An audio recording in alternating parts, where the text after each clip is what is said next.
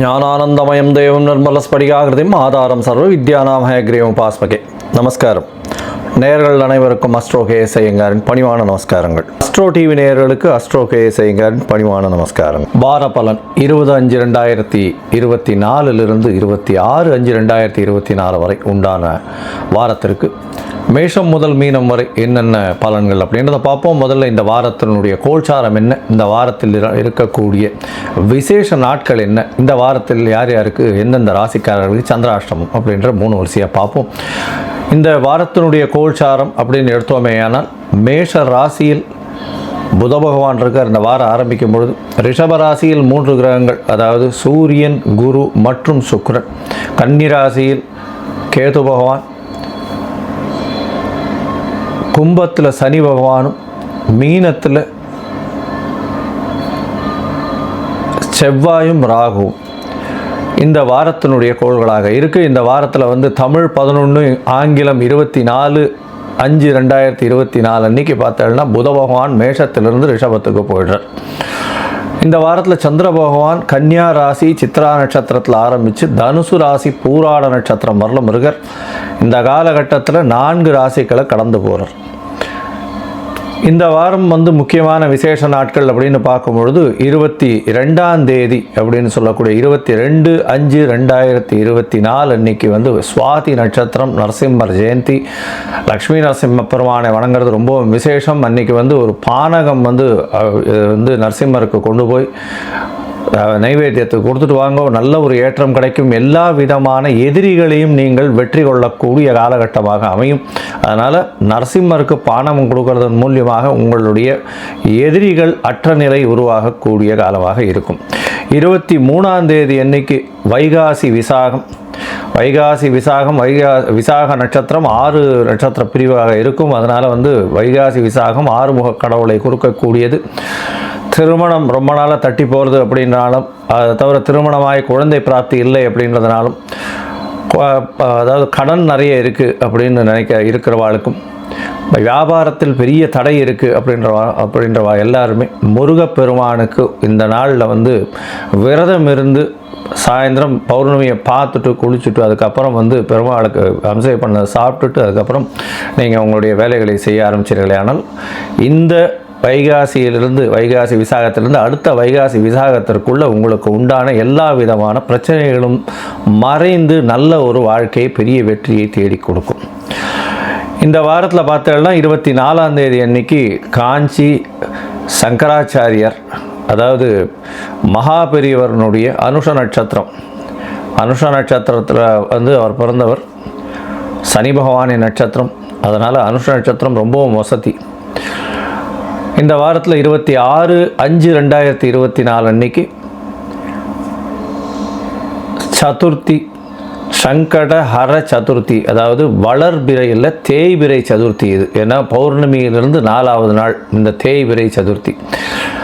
இந்த காலகட்டத்தில் சங்கடங்களை சொல்லி விநாயகரை சேவித்து, எங்களுக்கு இந்தந்த சங்கடங்கள்லாம் இருக்குது, இதை தீர்த்து விடுங்கள் அப்படின்னு விநாயகரை சேவித்தோமே ஆனால் சங்கடஹர சதுர்த்தி அதை அந்த எல்லாவற்றையும் எடுத்து விட்டு உங்களுக்கு ஒரு நல்ல வெற்றியை கொடுப்பார். ஒரு 9 பிரதட்சணம் அருகில் இருக்கக்கூடிய விநாயகர் கோவிலில் போய் பண்ணிட்டு வாங்க. உங்களால் முடிஞ்சதுன்னா இந்த அருகம்பல் மாலை போடுங்க, ஒரே ஒரு தேங்காய் வாங்கி உடைங்க, ஒரு 9 தோப்புக்கரணம் போடுங்க. எல்லா விதமான பிரச்சனைகளுக்கும் பெரிய தீர்வு ஏற்படக்கூடிய வாய்ப்புகள் மிகவும் அதிகம். இந்த வாரத்தில் எந்தெந்த ராசிக்காரர்களுக்கு சந்திராஷ்டமம்னு பார்த்தோம்னா கும்பம், மீனம், மேஷம், ரிஷபம், இந்த 4 ராசிக்காரர்களுக்கு சந்திராஷ்டமமாக இருக்குது. சந்திராஷ்டமம்னா உங்களுடைய பிறந்த ராசியிலிருந்து 8ஆம் இடத்தில் சந்திர பகவான் வரும்போது மதிகாரகன்னு சொல்லக்கூடிய சந்திர பகவான் மறையும் பொழுது கண்டிப்பாக புத்தி வேதரிக்கக்கூடும், தவறான முடிவுகள் எடுக்கக்கூடும். அதனால் சந்திராஷ்டமத்தின் தாக்கம்னு சொல்லக்கூடியது தவறான முடிவை எடுக்கக்கூடிய பாசிபிலிட்டி அதிகமாக இருக்கும். அதனால் இந்த காலகட்டத்தில், அந்த சந்திராஷ்டம காலகட்டத்தில் புதிய முயற்சி வேண்டாம், வெளியூர் வெளிமாநில பிரயாணம் வேண்டாம். ஒருவேளை நீங்கள் பண்ண வேண்டிய கட்டாயத்தில் இருந்தேலையானால் சந்திர பகவானுக்கு உண்டான எளிய பரிகாரம் அப்படின்னு சொல்லக்கூடியது பானகம் கொண்டு போய் அருகில் இருக்கக்கூடிய நரசிம்மர் கோவிலில் கொடுத்துட்டு போங்க, விநியோகம் பண்ணுறதுக்கு பண்ணுங்க. அதையும் விநியோகம் பண்ணுங்க எல்லாருக்கும் பிரசாதமாக. அது சந்திராஷ்டமத்தின் தாக்கத்தை நிச்சயமாக குறைக்கும். இந்த வாரம் வந்து எப்படி இருக்குன்னு பார்க்கலாம். மேஷம் முதல் மீனம் வரை. அதற்கு முன்னாடி என்னுடைய மொபைல் நம்பர் கீழே ஸ்க்ராலிங்கில் போயின்னு இருக்கோம். உங்களுக்கு அஸ்ட்ராலாஜிக்கல் கன்சல்ட் தேவைப்பட்டதுன்னா எனக்கு ஃபோன் பண்ணுங்க. உங்களுடைய name, date of birth, time of birth, place of birth, உங்களுடைய பேரண்ட்ஸ் நேம் இதெல்லாம் அனுப்பிச்சுனா உங்களுடைய பிடிஎஃப் போட்டுட்டு சந்தி இருக்கான்னு முதல்ல பார்க்கணும். அதாவது உங்களுடைய ராசியில் வந்து பாத சந்தி இருக்கா, நட்சத்திர சந்தி இருக்கா, இல்லைன்னா லக்ன சந்தி இருக்கா அப்படின்றத பார்த்துட்டு உங்களுடைய ராசிக்கு என்ன நட்சத்திரம், என்ன நட்சத்திரத்துக்கு உண்டான தசா நடக்கிறது, தசா புக்தி அந்தரம் சூக்ஷ்மம் இதெல்லாம் வந்து எப்படி இருக்குன்றதை பார்த்துட்டு இன்றைய கோல்சாரத்தின் பிரகாரம் உங்களுக்கு உண்டான எளிய பரிகாரம் என்ன, பிரச்சனைகள் என்ன அப்படின்றத அசஸ் பண்ணி சொல்கிறேன். இப்போ மேஷம் முதல் மீனம் வரை 20/5/2024 26/5/2024 வரை உண்டான வாரத்திற்கு உண்டான பலன்களை ஒன்றொன்னா பார்க்கலாம். சிம்மம், மகம், பூரம், உத்திரம் இந்த 3 நட்சத்திரம் 9 பாதங்களை கொண்ட ராசி. ராசியின் அதிபதினு சொல்லக்கூடியவர் சூரிய பகவான் ராசிக்கு 10ஆம் இடத்துல இருக்கிறது பெரிய விசேஷம். அதாவது சூரிய பகவான் ராசிக்கு 10ஆம் இடத்துல இருக்கிறது திக்பலம்னு சொல்லக்கூடியது. அதனால் வந்து திக்பலம்னு சொன்னாலே ஆட்சி பெற்றதற்கு சமம்னு சொல்லக்கூடியது. இதை தவிர பார்த்தீங்கன்னா 10ஆம் இடம் வலுப்பெற்று போயிருக்கு. அதனால் வந்து சூரியன், சுக்கிரன் மற்றும் குரு 3 கிரகங்கள் இந்த வாரத்தில் இருக்கக்கூடிய காலகட்டம். சுக்கிரன் வந்து ஆட்சி பெற்று போயிருக்கார். குருவோட சம்பந்தத்தில் சூரியனும் இருக்கிறது பெரிய விசேஷத்தை கொடுக்கக்கூடிய காலகட்டமாக அமைகிறது. தொழிலில் பெரிய ஏற்றம், அரசாங்க பணிகள் இவெல்லாம் வந்து பெரிய ஏற்றத்தை கொடுக்கக்கூடிய காலகட்டமாக அமைய போகிறது. அது தவிர அரசாங்க கான்ட்ராக்டுகள் எடுக்கிறதெல்லாம் பெரிய ஏற்றம் கிடைக்கக்கூடிய காலகட்டமாக இருக்கும். அது தவிர மேம்பால பணிகள் இந்த மாதிரியான அரசாங்க உத்தியோகங்கள், கலை அதாவது கட்டிடக்கலை இந்த மாதிரியான விஷயங்களில் பெரிய ஏற்றம் கிடைக்கக்கூடிய காலகட்டமாக அமைய போகிறது. இந்த வாரத்தில் பார்த்தீங்களேயானால் உங்களுடைய ராசிக்கு 10ஆம் இடம் வலுப்பட்டதை தவிர சப்தமத்தில் சனி பகவான் இருக்கார். அதனால் சிறு சிறு பிரச்சனைகள் பார்ட்னர்ஷிப் பிஸ்னஸில் இருக்கக்கூடிய காலகட்டம். எதிர்பாலினத்தவர் மூலியமாக சிறு சிறு பிரச்சனைகள் இருக்கக்கூடிய காலகட்டம். 8ஆம் இடத்தில் ராகு பகவான் மறையிறதும் செவ்வாய் பகவான் மறையிறதன் மூலியமாக அதாவது மறைந்த இடத்திலிருந்து தொந்தரவுகள் வரக்கூடிய வாய்ப்புகள் நிச்சயமாக உண்டு. பிரச்சனைகள் சிம்மராசிக்காரர்களுக்கு எதிரிகள் வந்து உங்களுடைய நண்பர்களாகவே இருப்பார்கள். கொஞ்சம் ஜாகிரதையாக இருக்கிறது நல்லது. உங்களுடைய ராசிக்கு பார்த்தீங்கன்னா 9ஆம் இடத்துல புத பகவான் இருக்கார். புத பகவான் 24/5/2024 அன்றைக்கி அவரும் 10ஆம் இடத்துக்கு போகிறார். 11ஆம் அதிபதியும் 10ஆம் இடத்துல இருக்கிறது பெரிய விசேஷத்தை கொடுக்கக்கூடிய காலகட்டம். 2ஆம் இடத்துல இருக்கக்கூடிய கேது பகவானால் கொஞ்சம் ஜாகிரதையாக இருக்கணும். குடும்பத்தில் சிறு சிறு பிரச்சனைகள் வரும். பேச்சில் ரொம்ப கவனமாக இருக்கிறது நல்லது. உங்களுடைய ராசிக்கு பார்த்தீங்கன்னா உடல் நலத்தில் நல்ல ஏற்றம் இருக்கக்கூடிய காலகட்டம். ராசிநாதனான சூரிய பகவான் 10ஆம் இடத்துல சுகத்துவம் அடைகிறது பெரிய ஏற்றத்தை கொடுக்கக்கூடும்.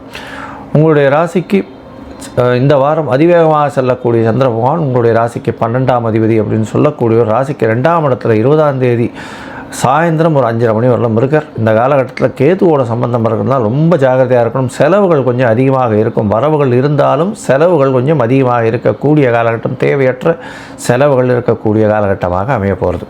குடும்பத்துக்குன்னு சில செலவுகள் செய்ய வேண்டியதாக இருக்கும். உங்களுடைய ராசிக்கு 3ஆம் இடத்துல சந்திர பகவான் போகிறார். 3ஆம் இடத்தில் போகக்கூடிய சந்திர பகவான் நல்ல ஒரு ஏற்றத்தை கொடுக்கக்கூடிய காலகட்டம் அப்படின்றத சொல்கிறோம். 3ஆம் இடத்தில் மறைவு ஸ்தானம் அப்படின்னு சொன்னால் சந்திர பகவானை பொறுத்தவரையிலும் 20ஆம் தேதி சாயந்தரத்திலிருந்து 25ஆம் தேதி காலை ஒரு 3:30 மணி வரலும் இருக்கக்கூடிய காலகட்டம். முயற்சிகள் அனைத்தும் வெற்றி பெறக்கூடிய வாய்ப்புகள் நிச்சயமாக உண்டு. உங்களுடைய ராசிக்கு 4ஆம் இடத்துல சந்திர பகவான் போகிறார். திக்பலம் அடைகிறது பெரிய விசேஷம். 4ஆம் இடத்துல வந்து 25ஆம் தேதி காலை ஒரு 3:30 மணியிலிருந்து 23ஆம் தேதி காலை ஒரு 3:30 மணியிலிருந்து 25ஆம் தேதி காலை ஒரு 11:30 மணி வரலும் இருக்கக்கூடிய காலகட்டம். 4ஆம் இடத்துல இருக்கார். 4ஆம் இடத்துல இருக்கக்கூடிய காலகட்டத்தில் பார்த்தோம்னா திக்பலம் அடைகிறது. நீச்சம் அடைஞ்சாலும் குருவினுடைய பார்வையில் இருக்கிறதுனால நல்ல ஒரு ஏற்றம் இருக்கும். சுப செலவுகள் எல்லாமே வெளிநாடு பிரயாணம் வாய்ப்பு உண்டு. புதிய வேலை கிடைக்கும். வேலையின் மூலியமாக வெளிநாட்டுக்கு போகக்கூடிய பாக்கியம் நிச்சயமாக உண்டு. உங்களுடைய ராசிக்கு 5ஆம் இடத்துல சந்திர பகவான் போகிறார். 5ஆம் இடத்தில் சந்திர பகவான் போகும்போது உங்களுடைய புதிய பதவி, புகழ், அந்தஸ்து, கௌரவம்லாம் ஏறக்கூடிய வாய்ப்புகள் நிச்சயமாக உண்டு. இது வந்து 25ஆம் தேதியிலிருந்து 25ஆம் தேதி ஒரு 11:30 மணியிலிருந்து 27ஆம் தேதி மாலை 4:30 மணி வரலும் இருக்கக்கூடிய காலகட்டமாக அமையும். மொத்தத்தில் இந்த வாரம் பார்த்தீங்கன்னா இந்த சிம்மராசிக்காரர்களுக்கு பெரிய ஏற்றமான வாரம். அதுவும் வந்து இந்த அரசியல் செல்வாக்கில் இருக்கிறவங்க, அரசியல் பிரமுகர்கள் இவாளுக்கெல்லாம் பெரிய ஏற்றத்தை கொடுக்கக்கூடிய வாய்ப்புகள் உண்டு. அது தவிர இந்த கதவு செய்கிறவங்க, அதாவது மர வேலைப்பாடு செய்யக்கூடிய கதவு செய்கிறவங்க, ஆசாரிகள், அவளுக்கு பெரிய ஏற்றம். அதுவும் வந்து அரசியல் பண்ணுறவங்க, அரசாங்கத்தில் இருக்கவங்க, அரசு அதிகாரிகளுக்கு பெரிய ஏற்றம் கிடைக்கக்கூடிய காலகட்டமாக இருக்கும். பொதுவாகவே இந்த வாரம் பார்த்தேனால் இந்த சிம்மராசிக்காரர்கள் நல்ல ஒரு ஏற்றம். நீங்கள் அருகில் இருக்கக்கூடிய கற்பக விநாயகர் கோவிலுக்கு போயிட்டு வாங்க, நல்ல ஒரு ஏற்றம் கிடைக்கக்கூடிய காலகட்டம். ஒரே ஒரு தேங்காய் உடைச்சிட்டு 9 தோப்புக்கரணம் போடுங்க.